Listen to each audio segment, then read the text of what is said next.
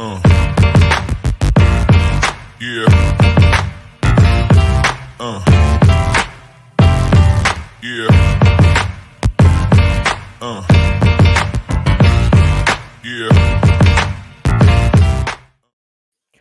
And what's up? Welcome in GC Live Monday episode. Wes Mitchell, Chris Clark. Plenty to get to today. But first, going to tell you about our buddy Clint Hammond of Movement Mortgage, clint.hammond.com, 803-771-6933.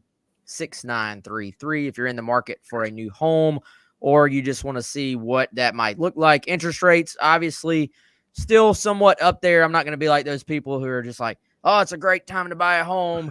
And they say that literally every month, every day, there's like some reason why. But if you are in the market for a new home, my wife and I, back in September, we were in that market and we decided to take the plunge anyway. So if you are in that mindset, or you just want to see what you can afford, what your mortgage payment might look like, Clint is your guy. 803-771-6933, or just go to clint.hammond.com for all of Clint's background info. We'll tell you a little bit more about a couple of other sponsors later on. Chris, lots going on, man. Transfer portal, although been been very quiet on the South Carolina front so far. Gamecock baseball, huge sweep over Florida.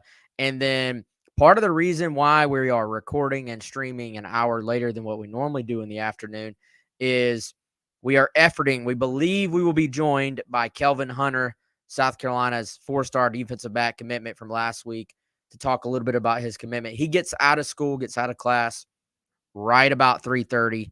He's going to be trying to hop on. We think that's going to happen. So looking forward to hearing from Kelvin. But, man, lots going on. A lot going on. We have gone with, Wes, I don't know if it was by default because we forgot, but we have the baseball background going. We'll see what happens by the end of the show because we've had magic background lately. It just changes to whatever. We had the Gamecock appear the other day that we didn't even put there. So we'll see what background we are possessed by the end of the show. But, yeah, I'm hoping we can talk to Kelvin. If he can't hop on for some reason, you can just pretend to be him, and I will interview you to see what you think about your recent commitment.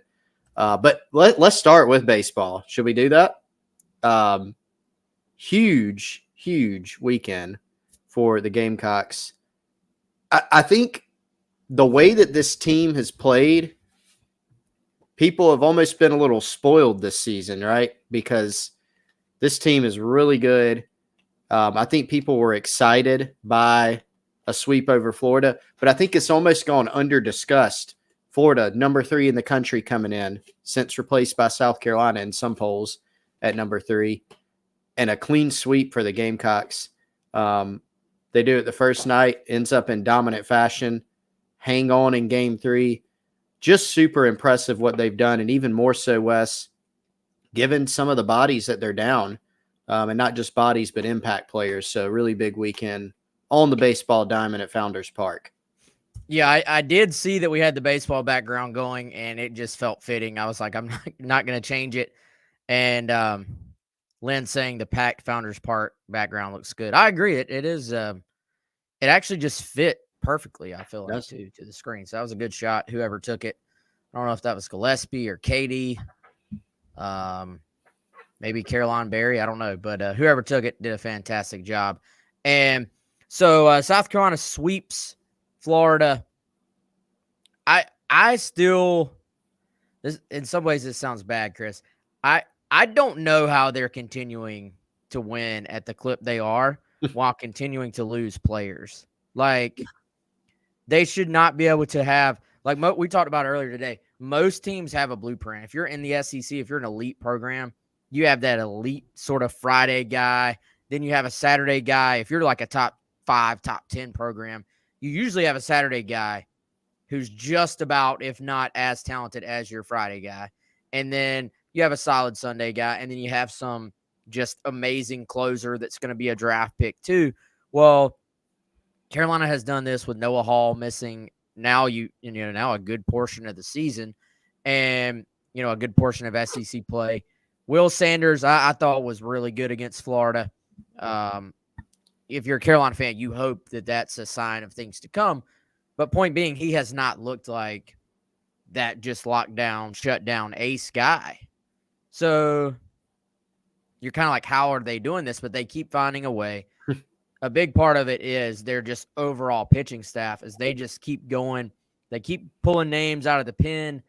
They're not really household names yet as far as around the league, but you just look at the overall numbers. South Carolina has the best ERA in the SEC, both overall and I would say most importantly, and probably the most telling factor to me, best ERA among SEC teams in SEC games.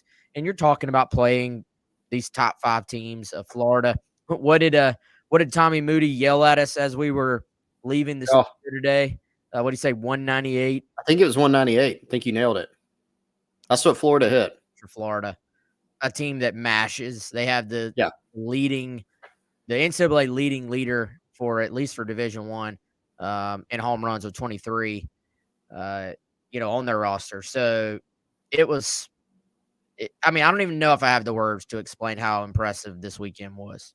Yeah, that's another thing that's gotten, I think, lost in the celebrations of this series is, so much conversation about the hitting and Ethan Petrie and the win anyway mentality.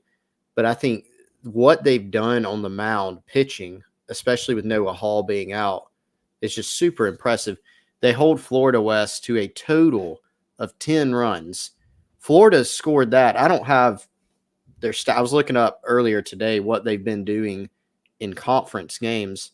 They've scored 10 runs, 15, 17 runs in a bunch of conference games. This is a team that, as you said, when they get hot, can absolutely mash it, as South Carolina can.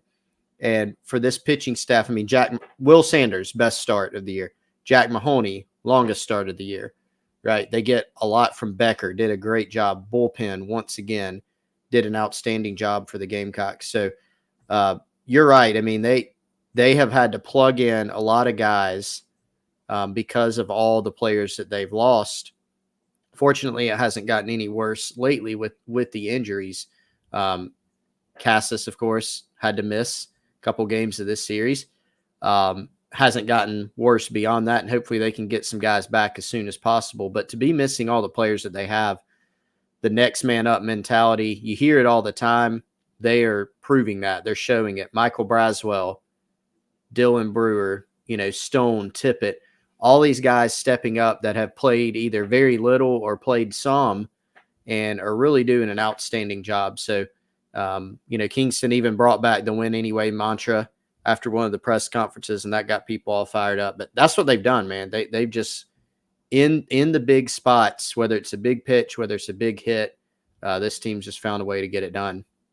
Yeah, the Matthew Becker start this week was incredible. I think that's a big reason why I think they've been able to keep winning. And I even would say there's a difference in the way Florida lost this series versus, like, obviously Carolina lost to Vandy last week, and that's a tough place to play going to Nashville. But even just the way those two series played out, with Carolina sweeping Florida versus losing 2 out of 3, which you obviously would love to have that series back if you're South Carolina. But you're talking about a very competitive series. Carolina won game 1 going away of that series. They're in a position game 2 to actually win it as well. Hard fought game 3. So I left that series saying, if Carolina doesn't just kind of have these really bad moments where it snowballed for them defensively, you see that sometimes with errors. You probably could see a scenario where they could have actually beaten Vanderbilt, but they didn't. That's not my point. Point being, I look at this series this weekend, and it just felt like South Carolina was in control for the entire way against what came in as the number 3 team in the country. So nothing fluky about that win. Very impressive top to bottom. And Carolina now very deep into the top 5. If you look at the various polls that are out there, argument for number 1, though I kind of understand, I guess, on some of these other schools. But South Carolina definitely a top 3 or 4 team right now. I think both eye test, both, add in on paper, add in the actual results themselves. Any way you look at it, very deserving of this top 5 ranking. Chris, let's hit a little bit of football, man. Again, we're going to have Kelvin Hunter join us. We hope at about 3:30. He's going to be getting out of class right around the same time. So we're hoping he can hop on and then get to a quiet place and join us here on the show. But are you a little bit surprised that there hasn't been a little bit more movement in the transfer portal, both in terms of like maybe a guy or two on the Gamecock roster entering the portal? That was kind of what I expected, at least by now. This has been a full week and a couple of days. Anthony Rose hit it actually the day of the spring game, but he really, he wasn't even on the roster at the time, like he was not on the team, indefinitely suspended, and no movement otherwise. And then I feel like there's been a little less movement in the portal itself, both for South Carolina and just nationally. It doesn't seem like there's been quite as many big name guys. Well, Colorado has certainly been active, Wes. 13 guys since their spring game have now entered the transfer portal. That was just a little side note, but wow, just saw that On3 put that out on their Twitter. That's at On3 Sports. If you don't follow those guys, make sure you do. Kind of weird timing, right, for Colorado, for a program like Nebraska. There are others that had their spring game in the midst of this portal window. South Carolina's, as we said, they had their spring game, boom, now the portal was open basically on the same day right after. And so that I think that timing is probably better for everybody, for coaches, for players. It just kind of makes more of a clean transition. You're right. I think the star power, right, that's in the transfer portal has not been as much. I think across the country, there was a thought that maybe in the spring, a few more high quality guys may go in. I mean, the one that comes to mind is Bear Alexander, right? Transfers from Georgia, ends up at Southern Cal. But even some of the guys that you would expect to go in or think may go in, whether they remain nameless or if it's a guy like Brock Vandegrift from Georgia, who a lot of people speculated would jump in, they just haven't done it. Now, could it happen here in these next 5 or 6 days at South Carolina or elsewhere? That's possible. We've seen the number of guys that have jumped in. There have been pretty big markets for those guys. But I think this was a big question that we had, right? Coming in, this is kind of the first year of this particular window. The window got moved back a little bit. Originally, it was May 1st through 15th. Now, April 15th through the 30th. So it got moved back a little bit. And with spring ball over, Wes, I think you're seeing probably a couple different kinds of guys. I think you're seeing some guys that see an opportunity after spring to where they've raised their stock a little bit. Maybe they're looking around at some programs nationally that need a certain guy at their position, and they jump in, bet on themselves. And then I think you're seeing kind of the classic guy who exits the spring and doesn't have quite the role he envisioned. And so then you start looking around, right? Now, at South Carolina, we do know there are certainly some players on the team that probably don't stand to factor in a lot this season, whether that's a young player or even some more experienced players that don't have as much of a role. But so far, like you said, very, very little or no activity. And I do think that's interesting, if nothing else. Yeah, and we'll see. I would still, I don't know, man. I would still think at some point that we're going to see some type of movement in terms of a few guys, heading out from South Carolina's roster. Sometimes it's just a matter of logistics and making final decisions and stuff like that. So we'll see what happens. But yeah, I am a little bit surprised it hasn't been a little bit faster. And, somebody asked, are we surprised South Carolina hasn't been, more active as far as another running back? And, I still fully and firmly think like defensive end / edge, whatever you want to call it, running back. We've actually seen them be pretty active at offensive line and, maybe a receiver. We've seen them target a defensive tackle if it's the right guy. I still think they're going to be somewhat aggressive, but I am not confusing aggression with like that they're going to go out there and just take a bunch of guys just to try to take a bunch of guys. I think they'll be aggressive if the right players are in the portal. But we also have to remember this is not a video game. It's not something where you're just automatically going to have guys in there. If the right players are not in the portal, then there's only so much you can do, right? So I think they'll be aggressive with the right players. If not, then, they may have to serve a little bit as far as not taking quite the numbers they thought they would. But I still think, it's only Monday, Chris. I think it's going to be a pretty active week in the portal from a national standpoint, with more options being out there and the possibility of other guys for South Carolina to target. And two more side notes, Wes, that are worth mentioning. So, number one, you correctly pointed out this is not a video game. And so there are actual scholarship numbers and roster management that you have to perform. And so it's easy to say, you just rattled off, 5 positions that South Carolina could theoretically, or more than theoretically, go and look for help and try to find somebody. In theory, if South Carolina found an impact player at each of those positions, they would like to bring them in. Some are higher priority than others. But what that also means is you've got a program that's still right at the busting point of the scholarship limit, and you also have to have guys leave, right, in order to open up slots. So if South Carolina was sitting here with, say, 10 open scholarship slots, they could probably be even more aggressive and maybe take even more of a flyer on a guy in the transfer portal. As it is, they're probably having to be, I suspect, even more careful and even more selective with who they're going after in the portal. The next thing to remember is, second thing, this portal window will close, so you have to be in the portal by the end of this spring window.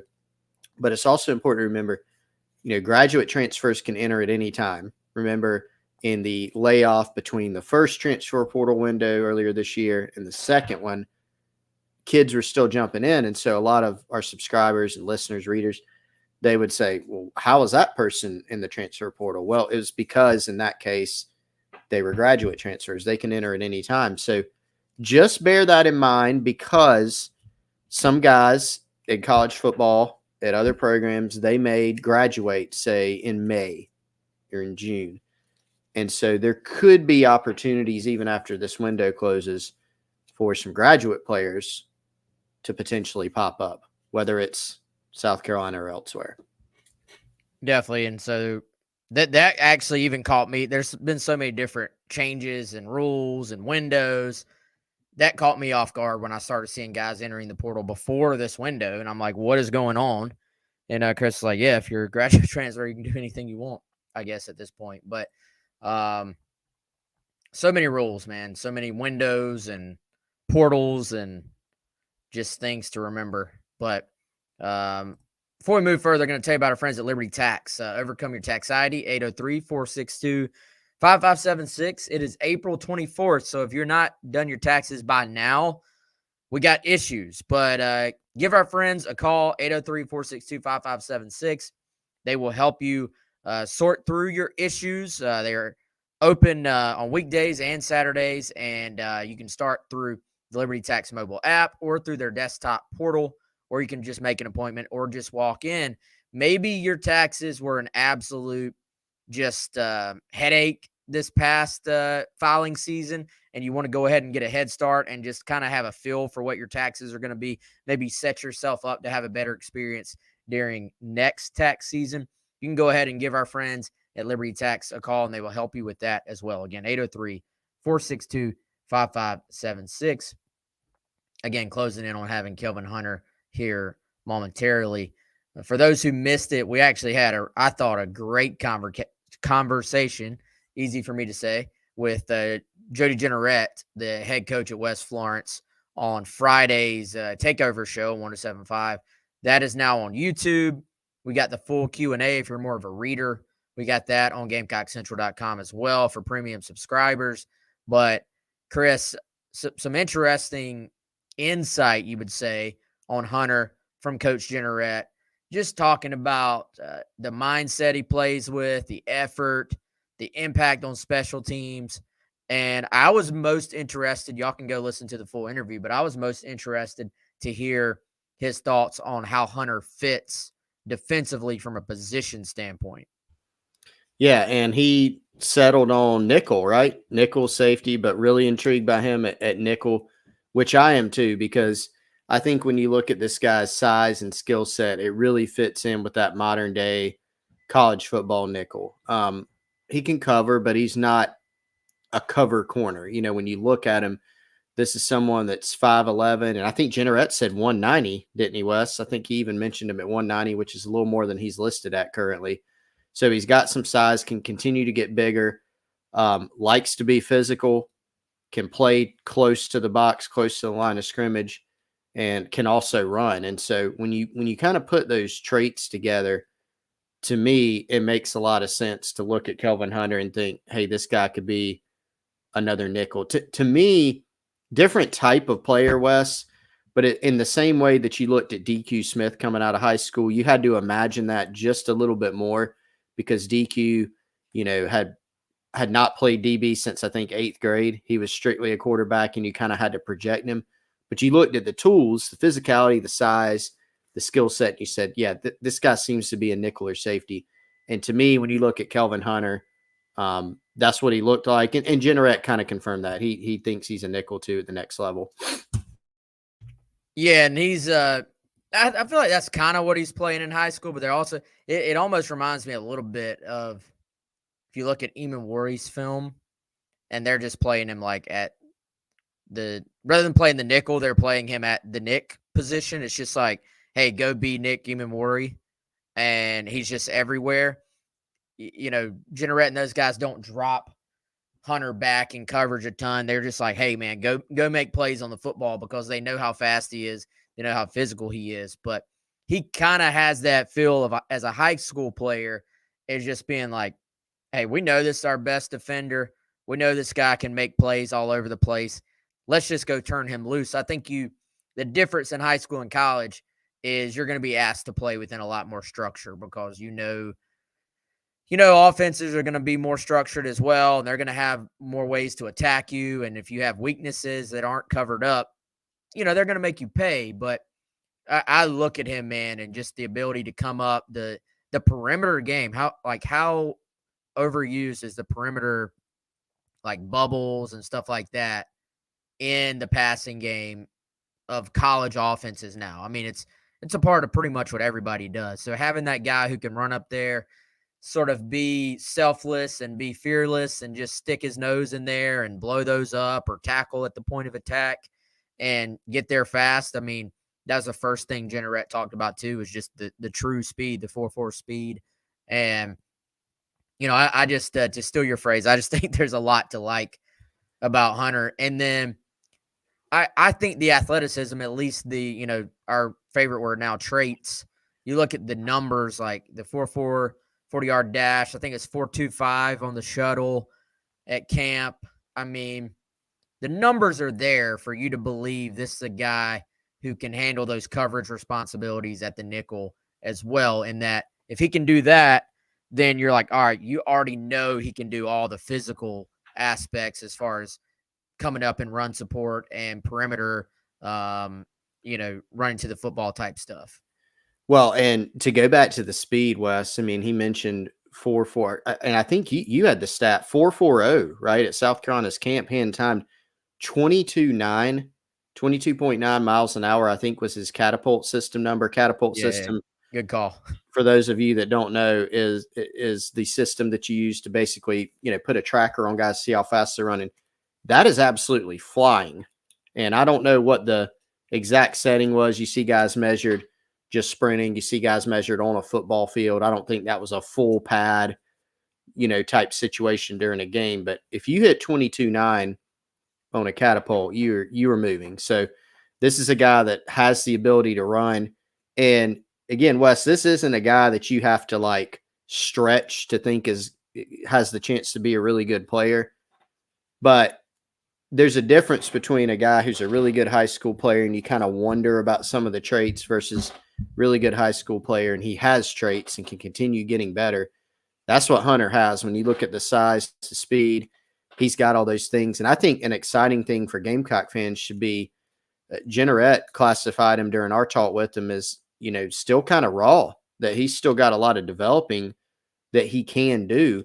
And so that should be something that's exciting because he's already made this impact at the high school level. You can see what he can do. And then he has the traits where he can keep getting better at the next level. Yeah, and golly, I mean, he's already pretty good. So if he's got that much more room to grow, then that should excite South Carolina fans, I think. And just kind of, I think for this class, if you want to go a little bit big picture here, Chris, he kind of checks that box. I feel like is all right. He's kind of the nickel in this class. Now, can you find, I think maybe Braden Lee, you say he's more of a true cornerback, I think, in this class. And, Hunter could always play some safety. I think he's kind of a nickel / safety, depending on need, depending on where Carolina is as a program and as a defense. When he sort of gets to the point that he's ready, all those things will factor in. But I do think you can go ahead and at least start to slot those guys and have a feel for, Travis makes a point. The DB recruits are all versatile. And I think you want them to be versatile, right? But I think at the same time, you don't want to be like, oh, we signed 5 guys. They're all versatile, but they're probably all nickel safeties. Like, you want for them to be versatile, but for you to be saying, all right, this guy can be a true lockdown corner. This guy can be a safety. This guy can be a nickel. And I think you're starting to kind of see maybe how the structure of this class is going to play out with the defensive backfield. Yeah, and you also want those guys. It's kind of like if you've got, 3 quarterbacks, you don't have one type of thing.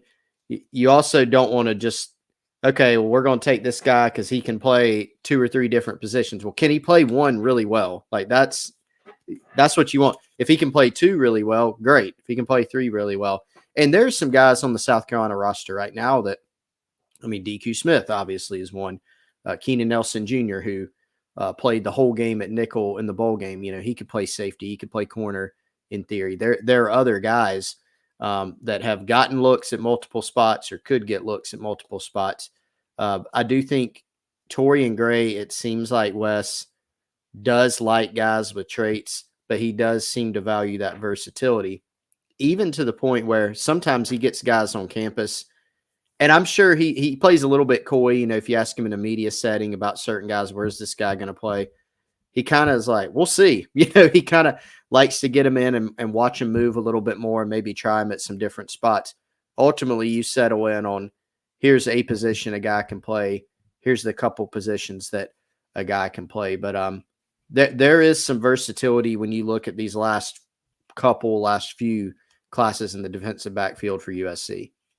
And like Jenneret said, who better than T. Gray than to take the traits, take the ability, take the upside, and, pull it out of him. I think, the job that guy has done as far as developing his players is some of the best work I've seen, really, honestly, Chris, since we've been covering South Carolina football and South Carolina athletics, and certainly at that position. So impressive. Florida, absolutely silly for making him the scapegoat and kind of letting him get away. The job he's done here has been fantastic. Look no further than his NFL track record, just guys he's put in the league, man. You're about to add 2 more later this week in Cam Smith and Darius Rush.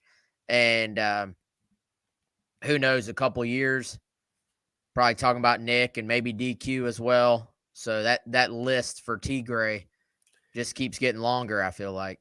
It does. He does have an impressive track record. Shane Beamer, who does have a penchant for doing the very, very, very, or the really, really, really.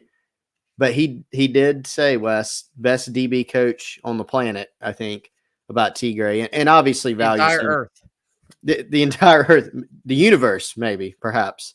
Obviously a guy that he wanted to add to the staff and had ties to and had kind of seen work. So I think that was a really, really critical hire for Shane Beamer, and he's definitely done a fantastic job. No doubt, man. All right, so as we're efforting getting Kelvin on here, going to go ahead and knock all of our commercials out because I want to be able to just run right through. You've heard me tell you a couple times about Andy Ledecky from My Perfect Franchise. Andy can work with you to help you find your perfect franchise. If you are done with the corporate rat race. If you're looking for a side hustle while still working with your current job, or if you're wanting to diversify, build wealth, or leave a legacy, Andy can help you. Andy is a franchise consultant as well as a franchise owner. And what he does is he helps people find franchises that fit their skill sets, financial requirements, time to commit, and more. The greatest thing about this is that his services are 100% free, and he is here to help you if you have any questions about business ownership. So just contact Andy. You can text him, you can call him, you can email him. It is Andy@myperfectfranchise.net or 404-973-9901. Again, 404-973-9901. Again, waiting here for Kelvin Hunter. He should be getting out of class pretty much any minute now, going to somewhere to get settled in. And we're talking a little bit about him. Chris, that last week, I mean, so what a week for Carolina recruiting. What a day on that Wednesday with 3 guys committing. And I believe we're going to have our interview with Miss Amberly Lee up on the YouTube at some point the next 24 hours or so. If you missed that, she was fantastic, man. Like that's one of my favorite interviews we've ever done in terms of getting some insight from the other side of the recruiting process. And I was a little bit surprised by just how early she said Braden Lee was leaning towards becoming a Gamecock, and not just like, oh, he likes South Carolina, but leaning heavily towards, her really thinking that's where he was going to end up. Yeah, she seemed to have a handle on it pretty early. Mother's intuition, whatever you want to call it. But, Braden told Chad Simmons of On 3 that really his first visit to South Carolina, he didn't really need to see much more than that. And that was last August, I believe it would have been.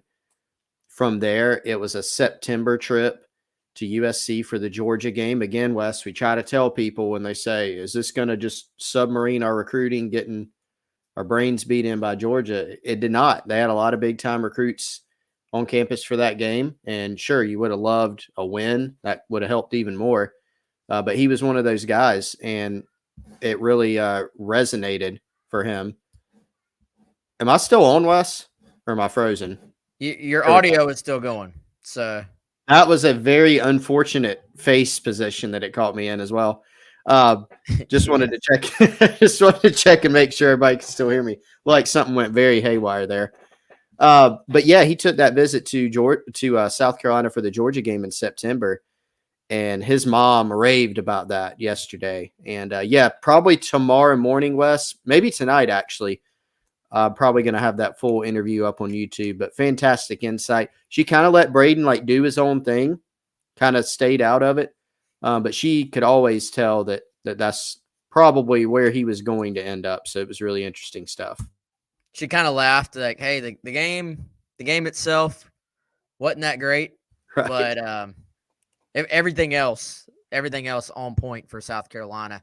And that's another little, I don't know what you call it, Chris, like another little just maybe box checked for South Carolina, I think, with Dylan Stewart. Like you talk about comfort level at a school and having some friends at a school. The job Sterling Lucas has done, man, like we've talked about that a lot, but and he actually, to kind of tie it all together, I don't even know if I realized he's Kelvin Hunter's area recruiter as well, but he's done a fantastic job, and you just see landing some big time guys over there. And Chris, so you throw in Dylan Stewart now with Mike Williams committed, Braden Lee committed, the guys from last class committed. Carolina has like a nice little case that it's built up for itself to possibly go land the number 1 prospect in the country for that class. Well, it's Sterling Lucas, actually, Wes, the recruiter of record for all 3 of those guys, because same thing at Flowers High School too. So, yeah, definitely putting himself in a good spot for Dylan Stewart, who's been to Carolina. I don't know. We lost track, Wes. Probably about 8 times. All right, so I see Kelvin back there. Hey, Kelvin, if you can see us and if you're ready to roll, give me a thumbs up, man. Can you hear us? I'm ready. Go out to Kelvin right now. What's up, Kelvin? How you doing today, man? I'm doing good. Hey, we appreciate you taking the time. So, like we said, man, you're live on GC Live right now. Kelvin, congrats on the commitment last week. I guess for the Gamecock fans who are on here listening, why don't you give them a little bit of insight? What was it about South Carolina that made that the pick for you, man? Well, it made me feel like at home really, and like that's the place where I must felt most comfortable. Like, everyone was there. They always asked how I was, how my family been. Well, it's close to home, so all my parents and family can come and watch play. So it felt like a great decision for me. Yeah, Kelvin, thanks again for joining us here on GC Live again today, man. All right, I got to ask you about this. Tell us a little bit about hitting 22.9 miles an hour on the catapult system. Give us like the setting, and did you surprise yourself even by hitting that number? Because that's up there. Nah, I wasn't really surprised. I mean, I was like joking around with my coach saying I'm gonna run 24. I'm gonna run 24. But when I actually, he said I ran 20, I was like, oh snap, I know it's that fast for real. And like honestly, I shot myself, so I was like, oh, I guess I am fast. Yeah, Kelvin. So I know you obviously committed last week, but a lot of us, we maybe thought South Carolina was in a good position for a while. I know there was that picture of you at the spring game, and it was like all the other commitments, and then it was you, and you hadn't quite committed yet. So how much did just kind of getting to know some of the other guys, they're going to be your future teammates? Did that like play into your decision? And even if it didn't, how nice is it to just kind of know that you already have built some relationships with your future teammates?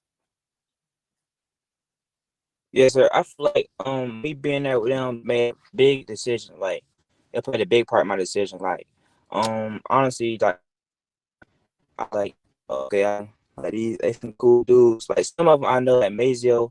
Like I seen him like at camp or twice, but like he was really like, but with his like at the spring game, me and him like really got like cool, and like was able to talk and with Dante. So I would say like me built them at the spring game played a big part. All right, Kelvin. So let's talk about your special teams exploits. We were talking with Coach Jenneret, your coach, on Friday about it a little bit. We haven't even, I don't think we've even brought it up on the show so far before you came on, but 6 block punts for you last season at West Florence, which is a crazy number. So you kind of seem to have a knack for that. Do you like playing special teams as much as you like playing defense? Yes, sir. Cause I mean, I feel like our coach preached us that special teams can change the game. So I try to give my 110% on it on everything I do. If it's on kickoff return, punt block. So it just came natural to me, honestly.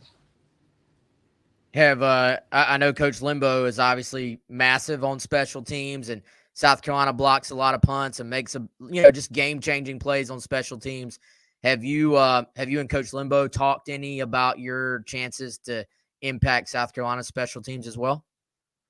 Yes, sir. He feel like I can be a great player on special teams for them when I get there.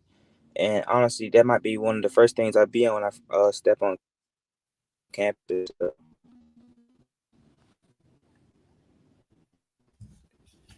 Kelvin, have you had an opportunity to talk with Torian Gray much about positionally what you'll probably do in the secondary? I know Coach Jenneret, thinks you probably slot well at the nickel position. We know Torian Gray likes to, cross train his guys, maybe try them at different spots. But what have those conversations been like as far as where you may play?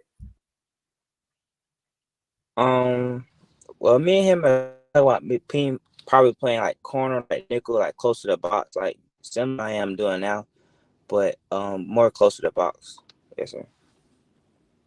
Cool, man. So, Kelvin, I know we talked off the top there a little bit about your decision, but when you kind of look back on how it played out, I know you took a couple of visits before you decided. I know you took a visit to Virginia Tech. I think it seemed like they were kind of strongly in the mix. At one point, I think maybe Auburn was in there. I don't know if you ever visited out there, but what was the process like in terms of like you kind of knowing when it was going to be South Carolina? Like, was it pretty close at any point, or how did the process kind of in your mind actually play out as it went along? Yeah, sir. It was pretty close at one point after I visited Virginia Tech. Like that Monday before the spring game, I was like, okay, like it's like competition, like it's South Carolina and Virginia. It was like real close for like a while until the spring game, and I was there with Dante, and I was like, okay, never mind. I know where home is. I know where I want to play. I know where I want to be. So What have been your thoughts on, you were at the spring game, you've been on campus a bunch, you've gotten to know this staff well, and you've been able to see what Shane Beamer has done with the program. So what are your thoughts on the 2024 class that he's putting together and just what he's done with the Gamecocks program in general? with the class, I feel like we finna be the best class to ever come through. Best class come through. Honestly, let's see. Um, and you can tell like he just changed the program. Like the atmosphere there is totally different now. Um, like the fans packing like almost for the spring game is crazy. Like you never hear stuff like that. So you can just tell like everybody's buying in to what he's bringing. So I feel like it's gonna be special. Speaking of special, Kelvin, what was that moment like when you committed to South Carolina? I was looking on your Twitter. I'm actually trying to find it now, man. I think you posted, you or your mom maybe posted. Let's see. No, it was you. You as a kid, you're decked out in Gamecock gear, Yes. and you look like you wanted to commit to South Carolina then. So what was that moment like to just know, kind of, like a dream come true type situation where maybe back then you never thought you'd be committing to South Carolina? So how special was that moment? It was crazy. It was like words can't describe how special it was. I was crying like a lot of leaders from like growing up a Carolina fan. Like from my first birthday, I had kind of birthday, so it was like crazy. So like for me, honestly, like committing there, it was like so surreal. Like, words couldn't describe how excited I was. Last one I got for you, Kelvin, and I'll turn it back over to Wes. What's your next steps now that you got your commitment behind you? Spring football about to start throughout the state of South Carolina. What are you trying to focus on here, heading into spring ball for your team, and then into the summer and the season? What I have planned, I'm trying to have a good spring, like make sure that everything's clicking with my team. Um, like make sure our chemistry is like building, and during the summer, um going to the opening. That's what I have planned this week. Well, during the summer and getting my official visit out of the way with South Carolina and building with my team, like just building chemistry, getting ready for this upcoming season. Like make sure me and my guys are all good. Like we all on one accord. So yeah.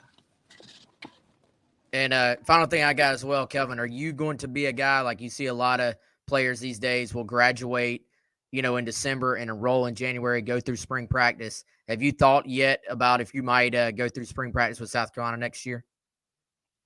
Yes, sir. I will be enrolling early. Okay, cool, man. Awesome. Well, hey, Kelvin, dude, we really appreciate the time today. I know you've had a lot going on. I know your DMs have been blowing up the last week or so, man. So we appreciate you taking the time. Congrats again on the commit, and just enjoy this final year with your team, man. And we'll see you in the spring, okay? Yes, sir. No problem. And thank you. Yep, anytime. It's Kelvin Hunter, 4-star Gamecock commit. Committed to South Carolina last week, joining the program in what is the, like Kelvin said, man, might be the best class in school history right now, certainly ranked all the way up there. And Chris, I think a guy who, like he said, probably can impact special teams right away for South Carolina and just has a knack for getting to the football, getting to the punter, running the hump, as Jody Generette said, and making some plays. Yeah, I mean, South Carolina is certainly not afraid to put you out there on special teams or at DB if you're ready early. And they're always going to be looking for guys who are willing and able to play special teams. Pete Limbo has talked about that in the past, just as part of their recruiting process, when they recruit guys, one of the kind of check boxes that they look for is, does he play special teams in high school? Does he like playing special teams? What can he give us there? Is he willing to give it is kind of the biggest thing, Wes. And when they find a guy that they feel like can do that, it shows he's unselfish and it adds value to your team. So Kelvin's certainly somebody that's going to check that box, right? Because when you turn on his highlight tape, literally the first play is of him blocking a punt. And then there's 5 others included in that package too. So he has a want to. He has also just a knack for it, like Coach Jennerette told us last week. And that's all in addition, of course, to his upside as an actual position player at defensive back. So South Carolina right now, their class, Chris, number 5 in the country for the class of 2024. And we've seen that keep moving up. Now, the competition, once you get into the top 5, the competition to stay in the top 5 is pretty difficult. You got to keep adding players. We saw them do that last week with 3 commitments. But, Chris, who do you think we should – I'm going to put you on the spot, man. Who do you think we should be paying attention to next? I think we're starting to get into that little phase where we're going to have about a month before the June OVs hit, and Kelvin talked about that. That June 23rd weekend, I think you can already circle that one because you can see all the committed guys are setting their OVs for that weekend, and I promise you there's going to be probably 5 to 10 uncommitted guys who will end up coming in for that weekend, and they'll try to let them spend as much time around Kelvin and Dante and Cam Pringle and the whole class, I think, as much as possible. Well, and one of those uncommitted players that's a big timer that we've already referenced this show that we know will be there that weekend is Dylan Stewart. He is scheduled for that same June 23rd weekend.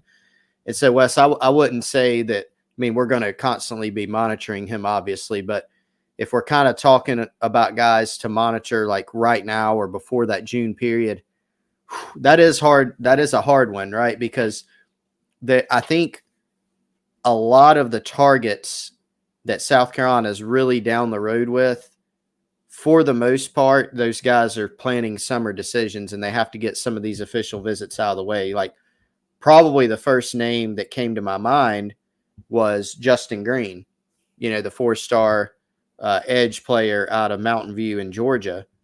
But because he is, getting closer to making a decision, even put something on Twitter about that the other day. But he has some official visits to set, and one of them is to South Carolina, not until June 9th. So I don't know if I can point out, unless I'm just missing somebody and you're going to come back and correct me, I don't know if there's anybody I could point to as being like an imminent commitment for South Carolina here in the next couple weeks. But I definitely agree with the idea that June is going to be massive in terms of getting some of these other uncommitted high priority targets on campus. Yeah, I was hoping you had someone because I couldn't think of anyone either. I kind of, who's interesting to me is when will Daniel Hill commit? Yeah, that's the other name that came to mind. I kind of feel like, Chris, he's going to be like a June OV, make a decision guy. But, and this is just more feel, this is more instinct, gut than anything else. I could see him being one of those guys, though, that takes an OV in June. There's a welcome home on Sunday afternoon. And then, it's like I feel like they're pretty far down the road with him. Not that they've reached the finish line yet, but it just feels like they're in great shape with him. So that's maybe a guy to circle, but I don't think it's going to be like in the next month. Yes, I agree with that. Gamecock's definitely in a nice position. I mean, Hill has named South Carolina, listed as an athlete, but someone they love as a running back prospect. Someone that, I don't think it's quite over, but that they've got a really, really good shot with. A bunch of other schools, Alabama's in the mix some, Auburn's in the mix some others. But I like where the Gamecocks stand there, but I think like a lot of these other prospects, Wes, that some of these other blue chip guys, they're in a good spot, but they're going to have to hold off some suitors, and I think it's probably going to take until the summer to do that. Yeah, no doubt, man. So, all right, y'all, we're going to get on out of here. A little bit later show today. as you know, but wanted to be able to get Kelvin Hunter on. He was in class earlier when we normally do the show, but appreciate Kelvin for joining us. Appreciate all of you for listening and watching. And if you missed the beginning, you can just shoot it back on YouTube, and or you can just wait. We'll have it on the podcast platform. I'm going to clean it up a little bit. It'll probably be a little bit later on today before I have it up. But appreciate y'all's support as always. Appreciate the support of our sponsors as always. For Chris, I'm Wes, and we'll see y'all soon.